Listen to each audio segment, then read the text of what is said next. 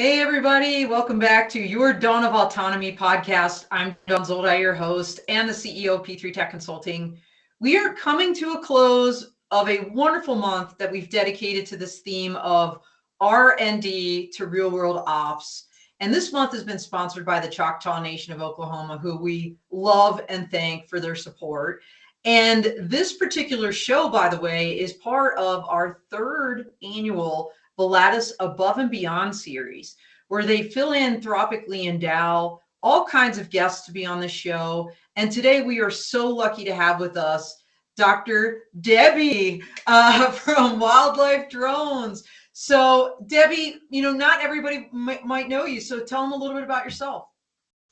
Yeah, sure. So I have a background in conservation ecology, and I have been doing a lot of wildlife research on threatened species and the like. And there wasn't any technology out there that was suitable for me to use in my own research. So I set about working with engineers to develop our own sensors that we could attach to an off-the-shelf drone, so anybody could have the same advantage of using this technology.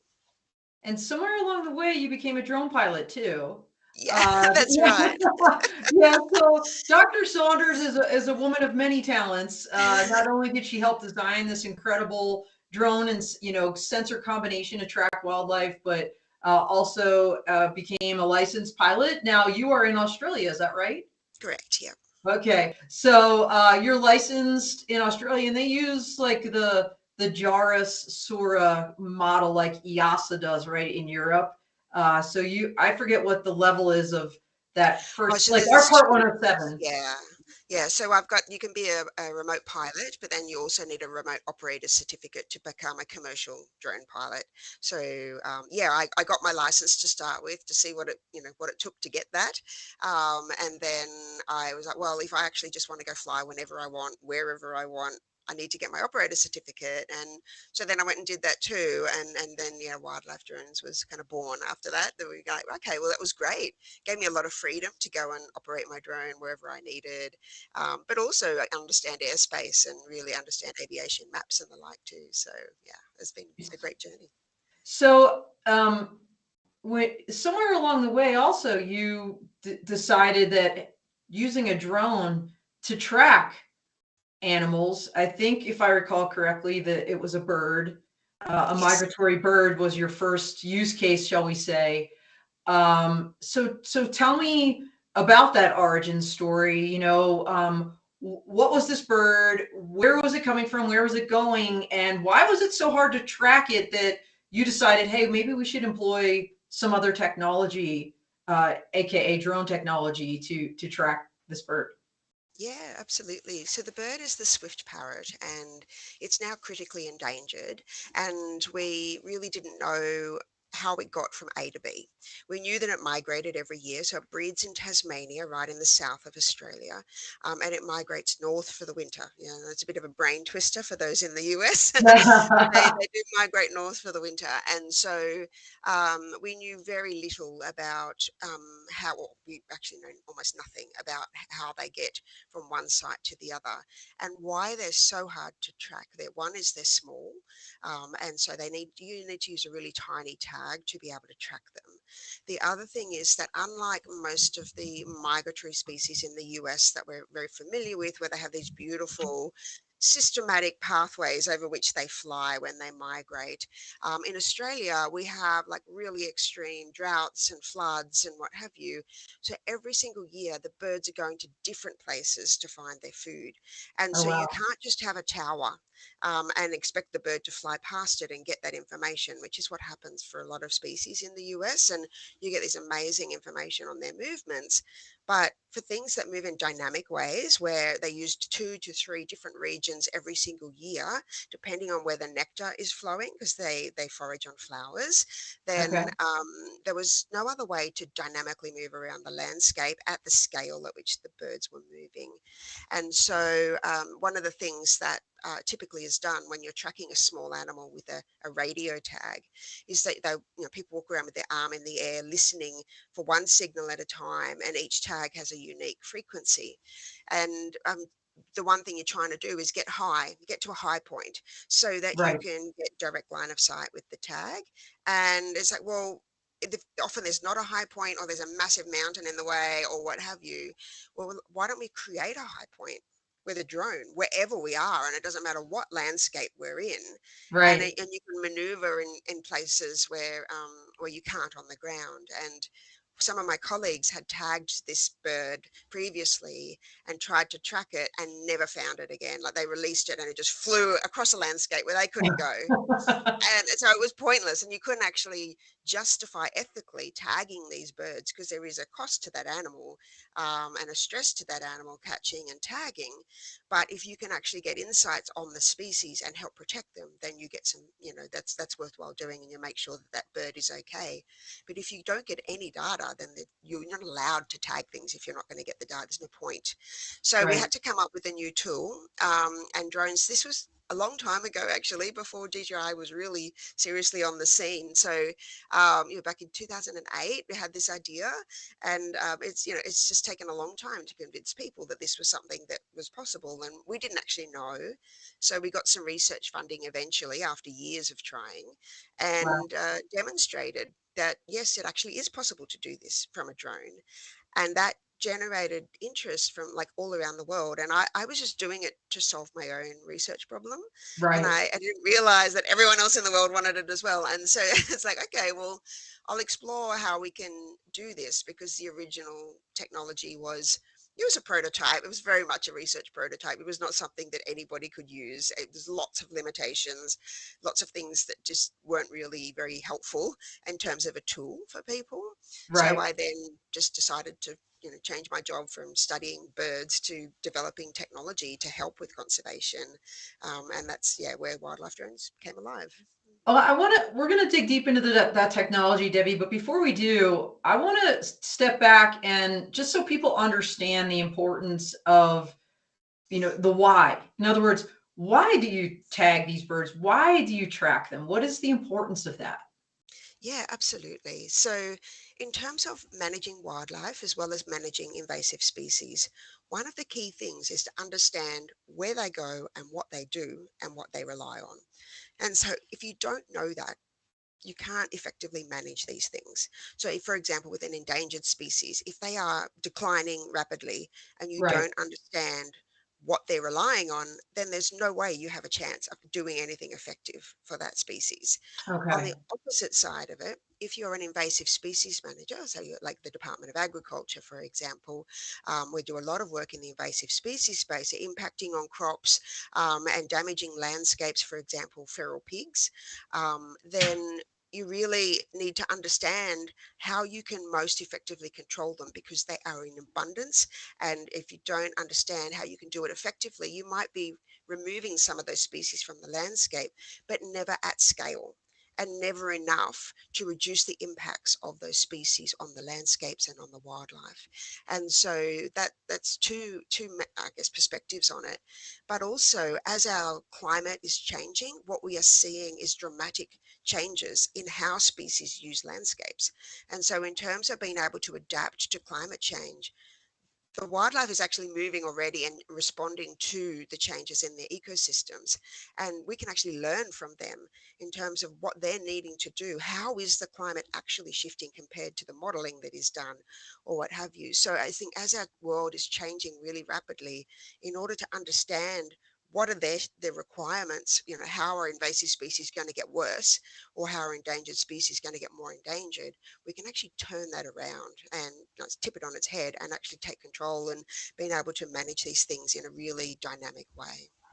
That's amazing. Yeah, I guess that's the swift parrot is a great example of, a dynamic species that is adjusting to the environment. And every time they migrate, they change their route to find the Yes. nectar. I mean, so I guess that's my question.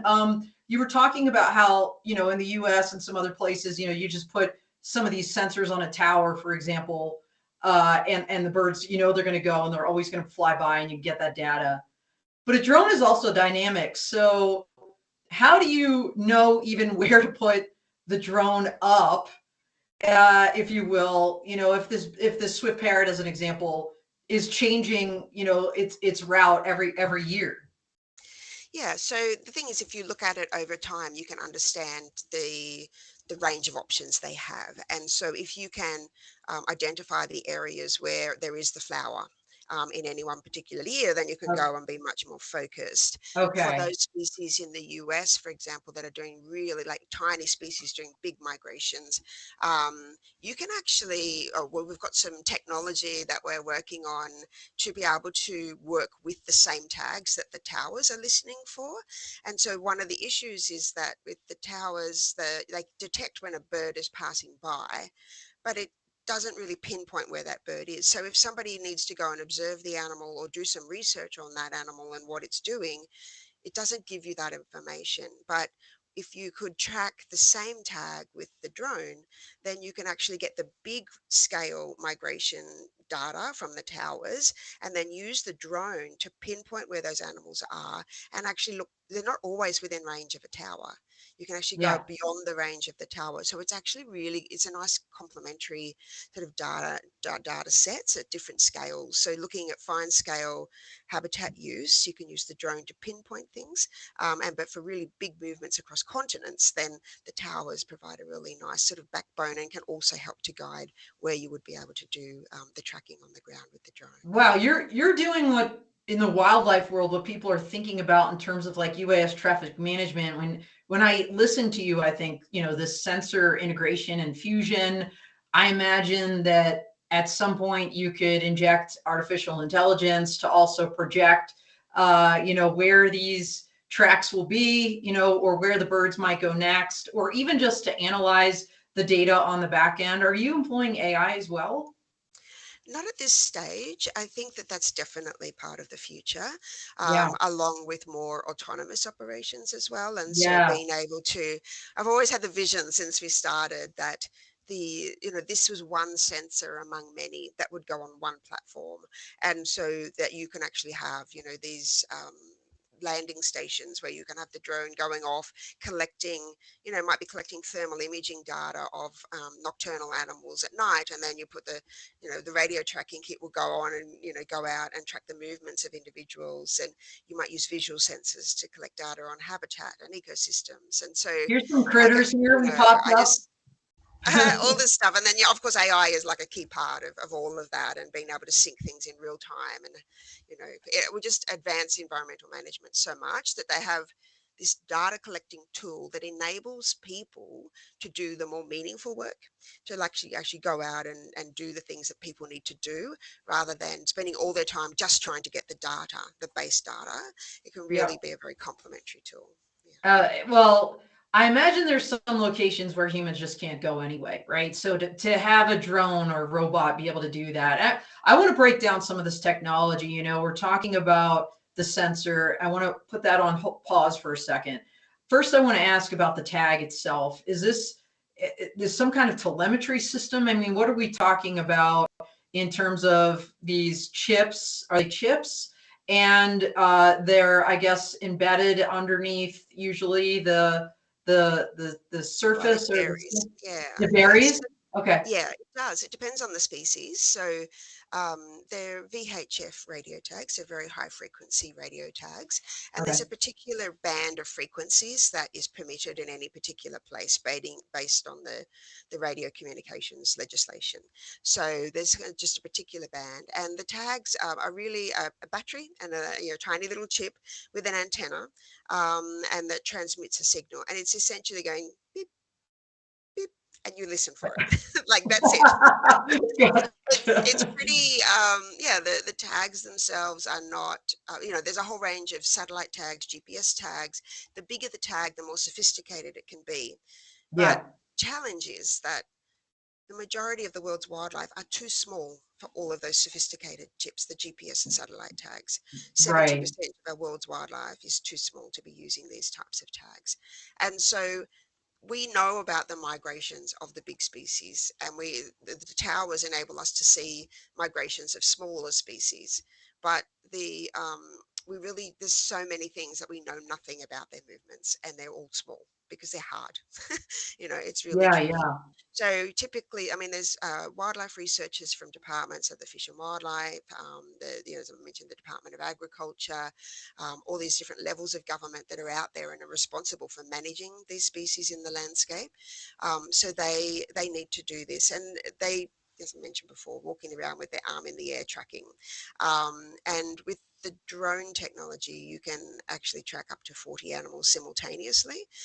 So immediately, that's like an order of magnitude more Whoa. in Yeah. terms of what Well, you can I mean, track. that's a great point because I imagine these birds, right? They fly. Do they fly as a flock? Is that the right terminology? Yeah. Um, they fly together when they migrate.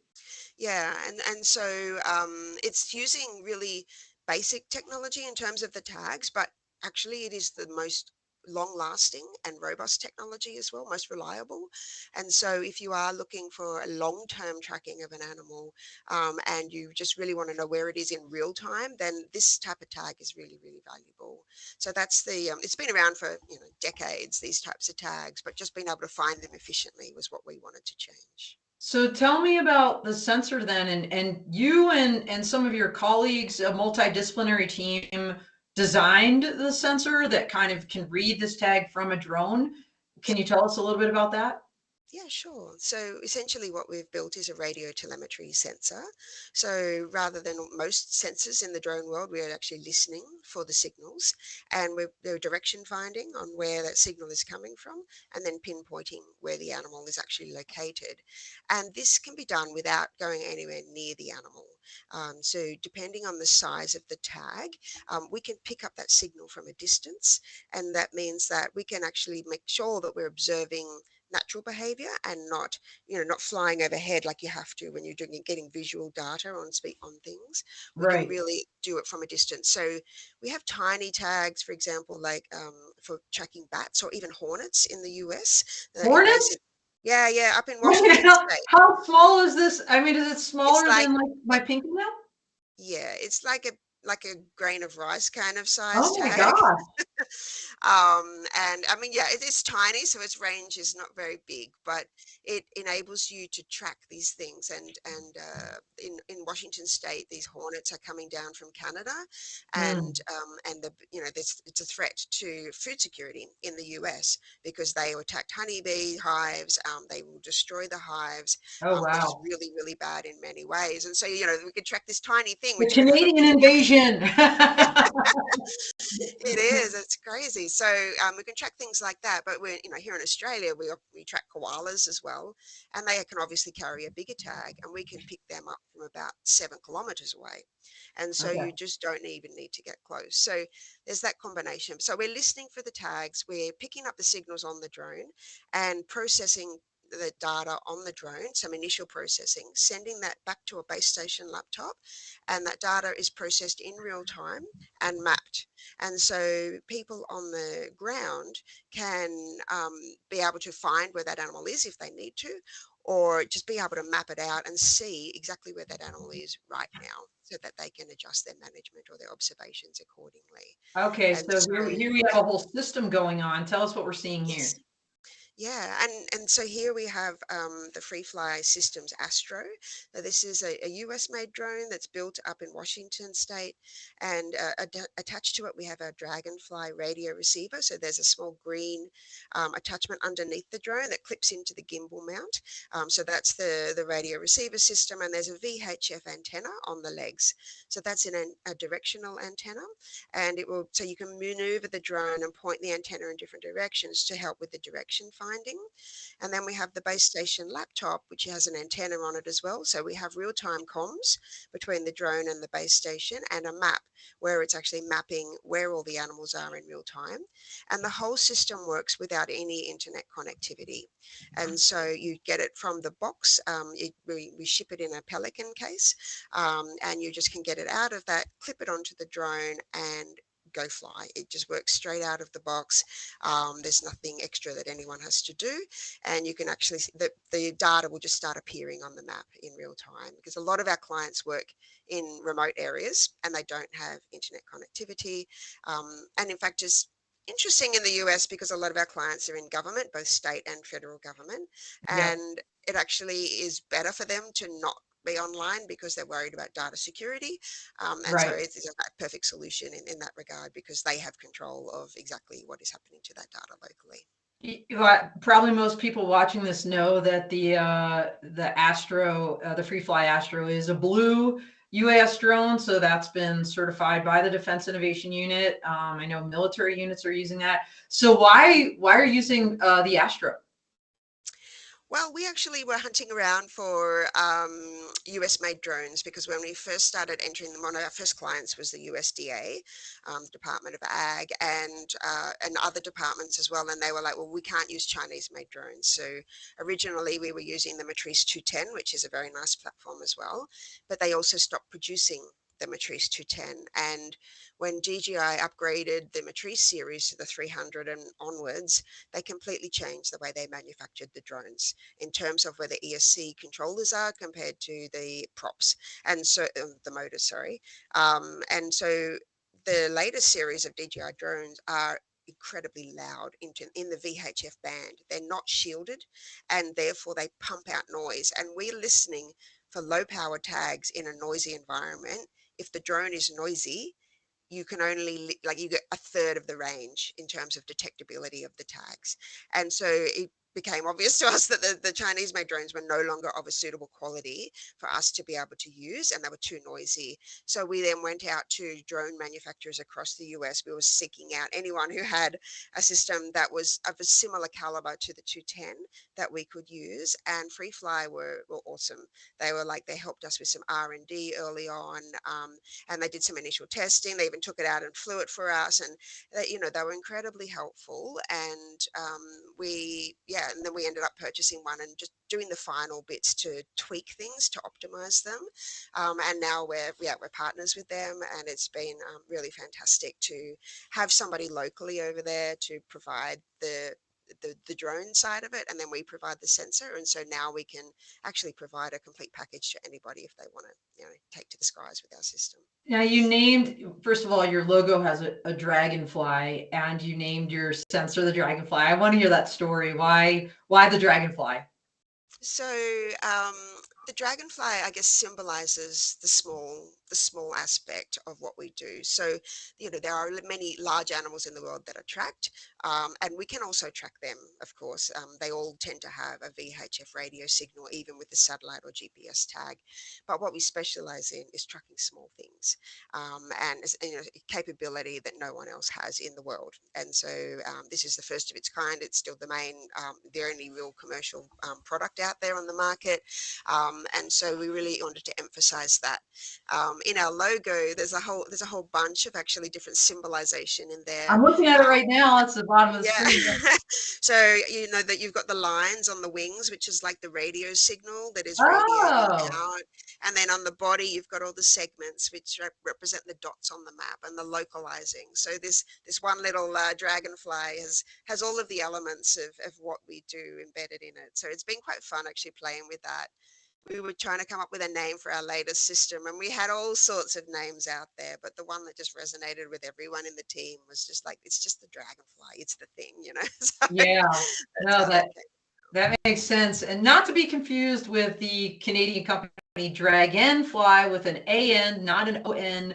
But yeah, that's awesome. I love that story. Thank you for sharing that. Now, people all over the world, like you said, are seeking you out. They did from the beginning. Once you got this thing going, you're the perfect person to end this month of R&D to real world ops, because that has absolutely been your journey. So tell us a little bit about, you did some work in Vietnam, I believe, or there's a field researcher there who's working on wildlife. Tell us a little bit about this, and I think we have a picture. Yeah, we do. So I saw there's a pangolin is the species of interest there. So this is the team. This was really special for us. They work in really dense tropical forests in really remote areas. There's no one access road into massive area, and these people are remarkable. They are from Save Vietnam's Wildlife, and they rescue wildlife from the the black medicine market and rehabilitate them and release them back into the wild. And then they want to track them to understand, are they surviving? How are they going? Is the work that we're doing actually making a difference? And they needed to demonstrate that to the people who donate for their work to be done. And so when they were trying to track animals one at a time, they would have a team of like 3 or 4 people out there trying to track one animal, and they could be out there for 3 weeks and actually not even find it. Like, it's so hard, insanely difficult. Debbie, I'm embarrassed to say, what is a pangolin? I should have looked it up before the show. Well, there is a Look at photo, the so if script. they could search through, there's a photo there of a pangolin with a tag on it. It's like a small mammal. There it is. Perfect. Thank you. Wait, which It's one? So the on the one that you're left. holding? So yeah, with the one that's on the ground, it Oh, on has the all the ground. scales. Okay. Yeah, so it's like it eats like it's an anteater kind of an animal. Oh my Like not God. dissimilar to an armadillo in a sense, not really, but it kind of looks a bit like that with the scales on it. Yeah, yeah, yeah. But they're highly revered for Chinese medicine. But essentially, their scales are made of like fingernail material. There is no medicinal properties in this thing, and yet it is highly revered throughout Asia as this Hmm. medicinal thing. So they are harvested for their meat as well as for their scales, and they're being driven to extinction. They're the most trafficked animal in the world. And Really? yes, yeah. And it's a massive problem globally. There's other species as well. So these people were tagging these animals and then not even being able to demonstrate that they were surviving. So we went and we were pretty early in our journey, and we had never tracked an animal in a tropical forest before. And we Yeah. know from all of the work by the Defence Force during the war in Vietnam that radio communications was really challenging. And so I'm like, I actually don't know if it's going to work. So I was Right. just really upfront with them and said, look, I don't know. And they said, well, like, can we maybe just like give it a go? Yeah. We'll support you, and if you can chip in as well. And together we kind of made this happen. So we went to Vietnam for 10 days, and we did some initial just like showing them how the telemetry system worked. They didn't even have a drone when we first got there, so it was kind of good because we focused on the telemetry system, and then we managed to get a drone, and we went out and tested the technology just with some tags on the ground. And they were like, wow, okay, that worked brilliantly. So we then went and got some animals that were ready for release, and we tagged them and we took them out into the wilds of Vietnam and released them. We released 3 animals, and we could track all of them. And you can see why it was hard, because the 3 of them all went in different directions, Oh over wow. massive ridges, into gullies, like in different directions. But with the drone, from one point on the road, the one road that's in this massive area, they could track all of these animals and look at their No survival kidding. and read So the wait, one signatures. drone at one time with your sensor, they could track all three, even though they went Yeah, totally different directions? yes, absolutely. Wow, that's Yeah. amazing. Now, do you have we're going to show the drone again here with the antennas. I know we have a next picture, and I don't know where this was taken. This is in Where was Canberra where we do our normal flying every week. Yeah. Okay, okay. Now, as this thing is tracking an animal or multiple animals, what is do you have a software, something that like is showing?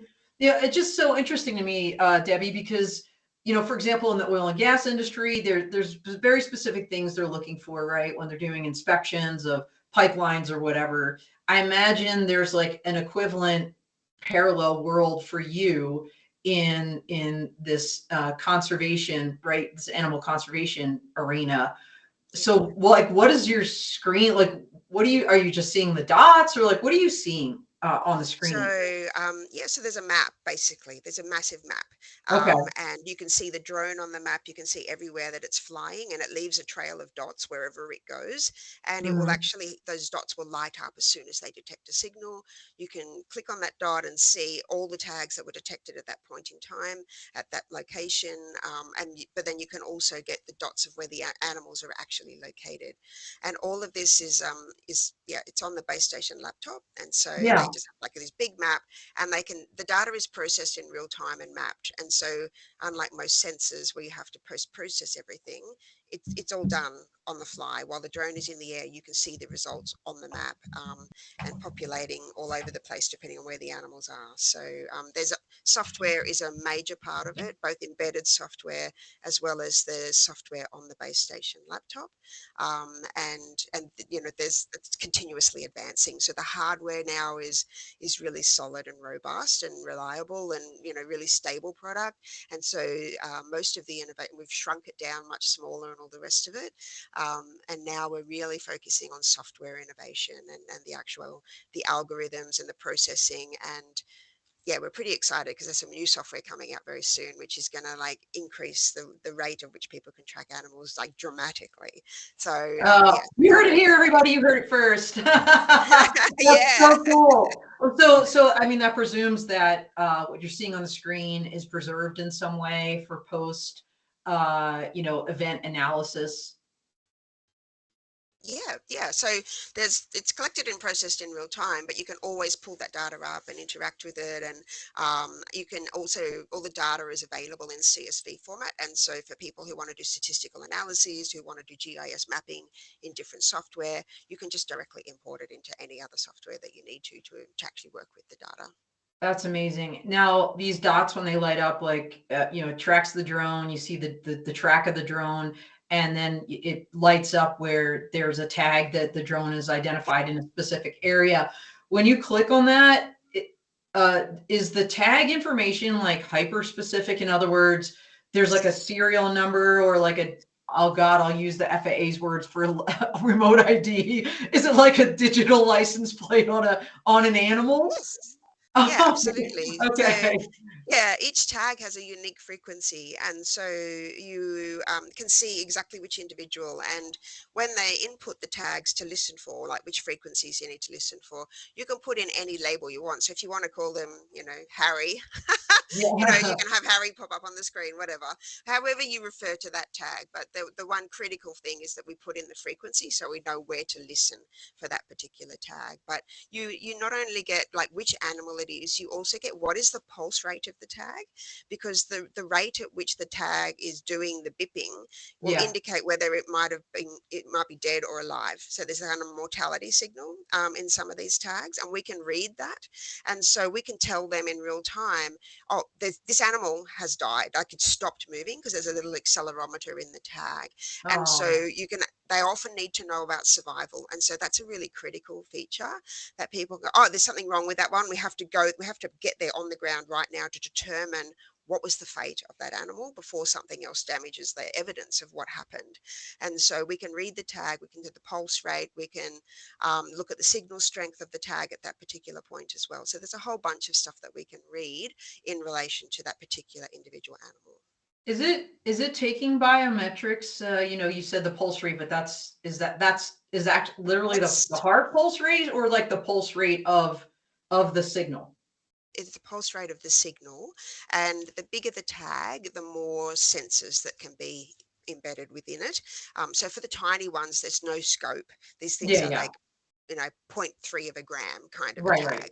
Like there's no way you can put that stuff in there. But there are other ones that are like temperature sensitive, for example. So often with reptiles that are very temperature sensitive in terms of their activity levels, they will often have a sensor that will like change the pulse rate, which tells you what temperature the animal is, and then that gives other insights into it, and we can read those pulse rates. So it's quite interesting. And then, for example, you asked about the attachment of the tags before, and there's a whole range of them. One of the tricky things with some animals, like snakes, for example, like Burmese pythons are a really big thing in Florida, a really massive impact on the environment there. And so there's a number of people working on them. And in that case, you can't attach a tag to the outside of a snake, right? So you have to embed it under the skin. But for other animals, it might be a collar, or it might be glued onto the back, or it might be taped onto the feathers, or it might have a harness. It just really depends on the species. But you can find a tag to go on just about anything, really. That's amazing. I mean, I'm dating myself here, but it just reminds me of MacGyver. We're just going to duct tape this thing and it's going to be fine. Sometimes that is what it takes. That's what I did for the Swift parrot. I used it, like a very it, special type of duct tape. It's amazing. And I know you and we could talk for hours about this and all the different adventures you've had over the years. I know we have one more picture. I want to show it because this is, I think you were telling me a time where you were with the team in Texas and you were doing something really interesting there in terms of underwater sensing. So tell us about this one. Yeah. This was fantastic. Last year we were in Texas, traveling around for a couple of weeks, and we're invited by the Fort Worth Nature Center to come and do a demonstration there. They pulled together a huge group of people to come along, and they've got alligators there, and they really wanted to be able to track their movements, and they know that there's some nesting sites, so we went out with their team and we put like tags into actually put it into an old nest, like buried it like where the eggs would be buried, for example. And then they got some buoys where they attached the tags and they hung it at different depths. So they had fishing line and they got the tags because they wanted to know how easy it would be to track an alligator that was submerged. Like if they're on the bank, it's one thing, but if they're underwater.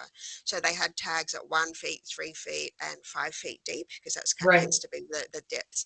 And we flew the drone around, and we had a pilot who was actually a policeman who volunteered his time with his drone on the day. So he and I knew nothing about where this tag was, but I'm like, okay, just fly the drone out over the wetland, right. and we'll see if we can find it. And then we found it and we pinpointed it, and I said, is this where it is? And they go, that's exactly where it is. So that was pretty exciting to be able to track not only above the ground but also in the water, and we can also track tags that are underground in burrows as well. Well, what is the challenge in tracking underwater? I imagine, I mean, I've been to Geo Week multiple times and you have these sonar type sensors that they're using because signals don't like really penetrate water very well. Is that why? So the VHF wavelength is 2 meters, and so we weren't sure about how something sort of 5 feet under would, whether it would really be strong enough to penetrate the surface. So as Yeah. long as it's close enough for the signal to penetrate the surface, then you can pick up that signal. And so yeah, it was really nice to verify that. And we also there's people tracking fish with our technology as well. And so we know that that works if it's freshwater. If it's marine, we have done some R&D on tracking turtle hatchlings, and that is also possible, but it really depends on how much time they spend at the surface, because the salt water will actually drain the signal from the tag and not be able to transmit. So yeah, it can be used literally in any ecosystem, but there's different degrees of effectiveness if it's in marine versus freshwater. Wow, you've come so far in really, relatively speaking, a short amount of time. Um, now you kind of did a little teaser about some software that might be upgrades that might be coming out soon. But what else? What else is going on, Debbie? What can we expect maybe over the next year or so? Yeah, look, I think with the way that we've now directly integrated our Dragonfly payload with the Astro, so we're actually using the sensors, the power, and all these things directly from the drone. What I think that really does now is sets us up really nicely for the next platform for a different scale of operation. So looking at VTOL platforms where you can really put a drone up and have it out there for maybe a couple of hours at a time. It's like what all of our clients want, more distance, more time in the air, but a quiet platform, because VTOLs, they just don't have those four motors humming right near the sensor all the time. And so I think we've done some initial testing, so we're pretty excited to sort of go down that path. We are waiting for a grant application we put in to kind of take this to the next level, and together with that, we want to be able to also have multiple sensors, like do data upload from sensors that are on the ground, be able to track the animals, integrate thermal imaging as well, and basically have this environmental sensing platform that does all sorts of different things. So that's maybe not in the next year, all of those things, but Yeah, everything we do is on the trajectory to make those things become a reality. And we also have the software that is advancing, whereby instead of needing to rotate the drone to get directions or whatever, you can just fly as far as you can, as fast as you can, and it will automatically just put out where all the animals are across the landscape, which will just mean that every single flight you're covering a dramatically larger area. So got it. those couple of things would be really exciting combinations together. They will be. As I'm listening to you and Mike's in the background here, in our very first season on the Dawn of Drones, our predecessor show, we had a gentleman named Tim Haney from a company called Spectrobotics in Colorado Springs, right up the road from me. And he's doing that multi-spectral sensing stuff. So I'd love to introduce you to him because he's been working with the military, but others as well. And that kind of multi-sensor fusion is like that's what he does in the software side. Yeah. So that might be a cool intro. That's super exciting. So where might we find you next? Like, you don't come to too many expos, maybe in the U.S. Like where AUVSI Exponential is coming up. A lot of us will be going to that. AUVSI is our partner on the show. We're super excited. My Law Tech Connect workshop is a part of that. So where might we see you? Will we see you in the U.S.? Yeah, so this year we're coming to the US multiple times. So actually, one of our team members landed over there just yesterday. So we're pretty excited. So next week we have two events going on. One in Ohio, in Cincinnati. There's actually a BAT workshop there from the Midwestern BAT group, and they've got there's a whole conference, and we're doing an in-person demo to actually show how this technology can be used for tracking bats. And then there's also a demonstration down in Florida at Tall Timbers, where we're going to be showcasing the tracking of species like bobwhites, and so grassland birds and that side of things. So we've got these two, plus there's a talk in at the University of Florida as well. So there's a lot going on, and people can check it out looking at the news section of our webpage at wildlifedrones.net. You can jump in there and see these details so that you can perhaps come along and actually see the tech in action personally. There's nothing quite like seeing it for yourself in real time.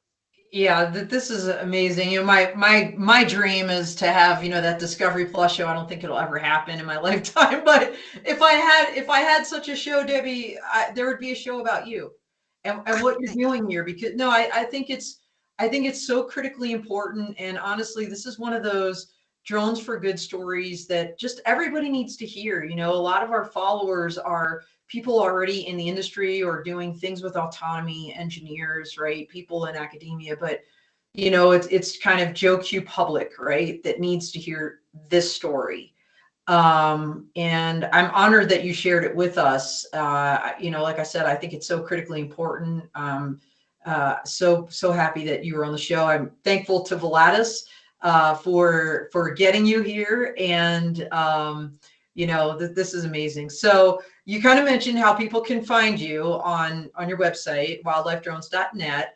Are there other ways that you would recommend also that people can reach out and ask you questions or partner, or any other ways? Yeah, look, I guess the web page is the best place to go. We do have a phone number as well that people can call on there. But there's a contact form, and so regardless of whether it's a partnership, a distribution, whether it's an inquiry for tracking things, then just you can reach out on the same place, and we'll always get back to you. All right, well, that's great. And we're coming to the end of the show. I knew our time would fly. I've learned, no pun intended, I've learned so much from you today. So that was amazing.